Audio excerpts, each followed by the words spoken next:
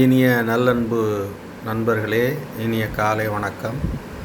இன்றைய நம்முடைய தமிழ் வாழ்வு முறை தொடரில் இன்றைய தலைப்பு தாயன்பும் காந்தியமும் என்கிற வடிவில் இன்றளவில் நான் எடுத்துக்கொண்டிருக்கிறேன். இதில் நம்முடைய தாய் அன்பு என்பது பசித்தபோது நமக்கு பாலூட்டிய அன்னை தாய் என்பவள் நேரத்திற்கு பிள்ளைக்கு இந்த நேரத்தில் பசிக்கும், இந்த நேரத்தில் நாம் பால் தர வேண்டும் என்கிற அடிப்படை உணர்வு தொடங்கியதாகும். அது நாம் குழந்தையாக இருக்கும் பொழுது அப்படி தொடங்கிய உணர்வு நாம் தவறு செய்யும் பொழுது மன்னிக்கும் தன்மை வரை அது நீட்சி பெற்றிருக்கிறது. நாம் தவறு செய்தோமானால் சிறு பிள்ளையாக இருக்கும் பொழுது நம்முடைய தாயிடம்தான் போய் நம்முடைய தவறை சொல்லி மன்னிக்குமாறு நாம் நிற்போம். அவர்களும் மன்னிப்பார்கள். அதுதான் தாய் அன்பு. ஆனால் தவறு செய்துவிட்டால் மன்னிப்பு கேட்கும் இடம் தாயிடம் என்றும்,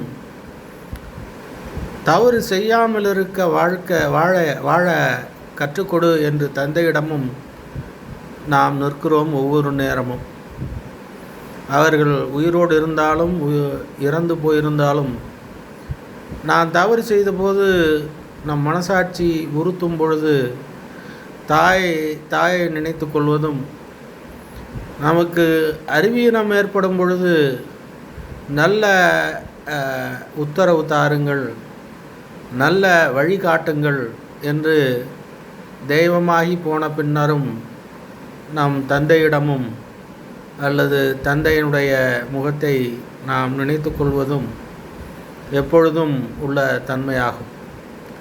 இதில் தாய் அன்பு என்பது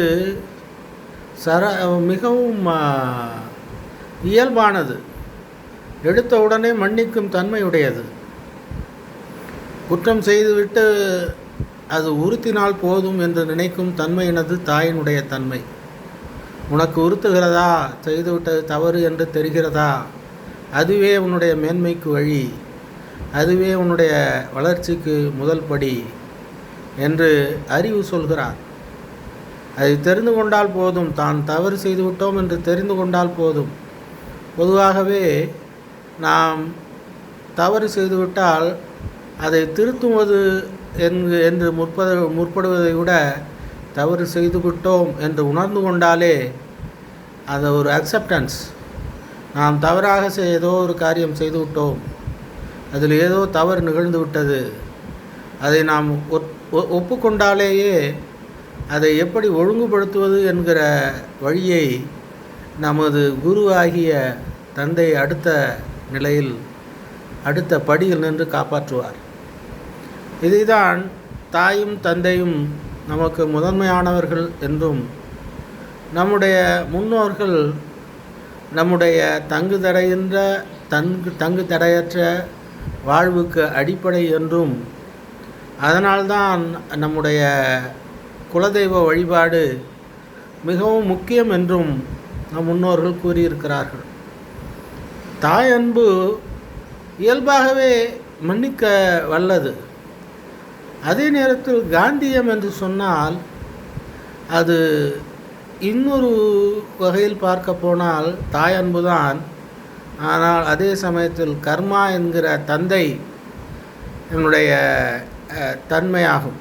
அதனால் தானோ என்னவோ நாம் காந்தியை தேச தந்தை என்று கூறுகிறோம். அது ஒரு வகையில் கர்மா என்று சொல்கிறோமே. நாம் எதை செய்கிறோமோ அதுதான் நமக்கு வந்து சேர்கிறது. நம்முடைய செயல் நம்மை விட்டு போவதில்லை. நன்மை செய்தும் பொழுது செய்து வரும் பொழுது நன்மையெல்லாம் நம்மை தேடி வருகிறது.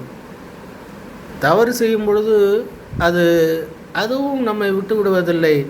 அதுவும் நம்மை நோக்கியே வந்து சேர்கிறது. தவறு செய்தால் அதை நாம் ஒழுங்குபடுத்தி கொள்வது தந்தையாலும் தாயாலும் தான்.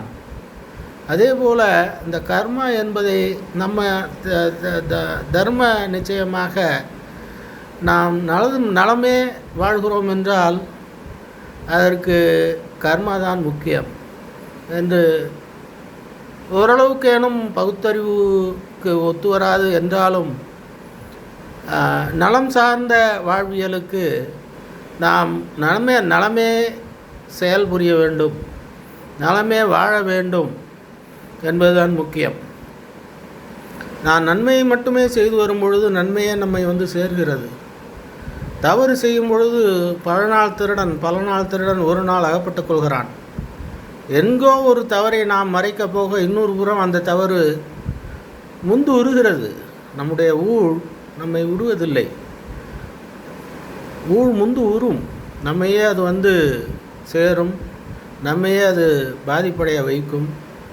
அதனால் நம்முடைய காரியங்களில் நாம் செயலாற்றும் பொழுது நன்மை நோக்கிய பயணம்தான் முக்கியம் என்றும், நன்மை நோக்கியே நாம் பயணித்து வந்தோமானால் நம்முடைய வாழ்க்கை பயணம் நலமே வெற்றி, நலமே நம்முடைய வாழ்வே நல்லதொரு வேள்வியாகிறது. நன்மையை நோக்கிய பயணம் ஒரு நாளும் தோற்று போகாது. எங்கோ ஏதோ ஒரு தவறு செய்திருக்கிறோம் என்றால் அதை புரிந்து கொண்டு நாம் அதை ஒழுங்குபடுத்தும் வகையினதாக இனிமேலும் நாம் அந்த தவறை செய்ய மாட்டோம் என்று மன உறுதி பூண்டு கொண்டு, மன உறுதி பெற்றுக்கொண்டு, மன உறுதியின் மூலமாக அந்த தவறை மீண்டும் செய்யாமல் நம்முடைய வாழ்க்கையை நடத்தி வந்தோமானால் அது நம்முடைய ஊழிலிருந்து நம்மை பாதுகாக்கும். ஊழ்வினை தொடராது. நாம் முற்பிறவி என்றும் கருத தேவையில்லை. இப்பிறவியிலேயே நாம் தவறு செய்யும் பொழுது